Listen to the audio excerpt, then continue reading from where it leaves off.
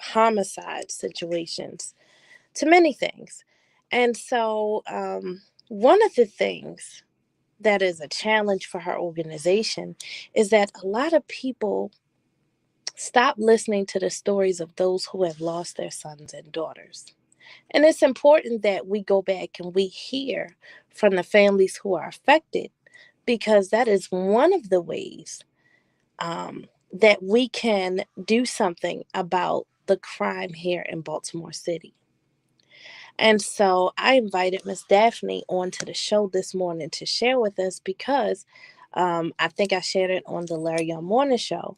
My brother, I had a brother, his name was Vaughn Stephen Daniels. He was the 100th homicide of the year 2001 in Baltimore City. And at the time when he was murdered, we didn't live in Baltimore City. We lived in Randallstown. But here he was, murdered in the city.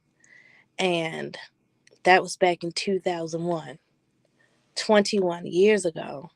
And it feels like it happened just a day ago.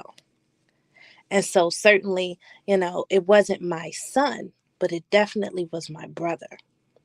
And I empathize with the mothers of murdered sons and daughters and their push to call for action, to call for peace, to call for the killings to stop in this city.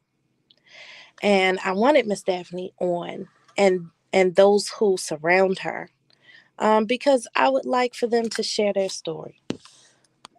So please welcome to the show, Miss Daphne. Good morning, Miss Daphne. You're on Face the Facts.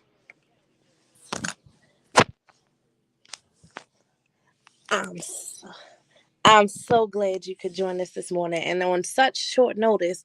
But when I heard you on the radio Tuesday, I could not have you on my show because I don't know if you remember, Miss Daphne, but I met you years ago at a prayer walk at my church. It was Ark Church.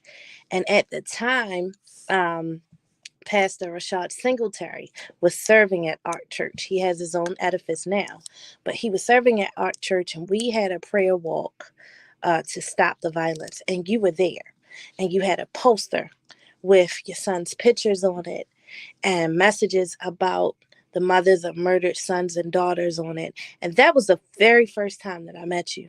It was very early on in my public activism, but it was a pleasure to meet you, and it was good to hear your story on the walk.